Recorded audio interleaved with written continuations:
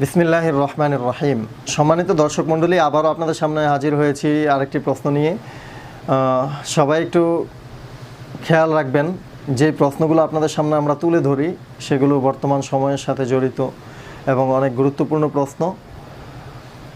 আজকে যে প্রশ্নটি আপনাদের সামনে তুলে ধরব সেটি হচ্ছে যে বর্তমানে সবাই তো বাসা বাড়িতে থাকে, অনেকের ফ্ল্যাট বাড়ি থাকে, তো সব ক্ষেত্রেই অ্যাটাচড বাথরুম, রুমের সাথেই বাথরুম থাকে। তো সেই বাথরুমের মধ্যে যদি আমরা অজু করি তাহলে আমরা অজু করার সময় দোয়া পড়তে পারবো কি না, এ নিয়ে আমাকে এক ভাই প্রশ্ন করেছিলেন।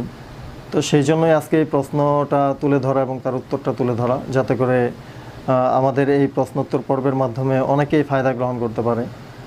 খেয়াল রাখবেন সবাই যে বাথরুমের মধ্যে যদি আমরা অজু করি তাহলে কিন্তু দোয়া পড়া এটা বৈধ না, জায়েজ না বাথরুমের ভিতরে দোয়া পড়লে। তবে যদি আমাদের বাথরুম এবং অজু করার জায়গাটা আলাদা হয়, দুই জায়গার মধ্যে পার্থক্য থাকে, একটা জায়গায় একটু উঁচু আর একটা জায়গায় একটু নিচু, এবং বাথরুম এর জায়গাটার এবং অজুখানার জায়গার মধ্যে যদি কোনো পর্দা থাকে তাহলে সেখানে দোয়া পড়া যাবে।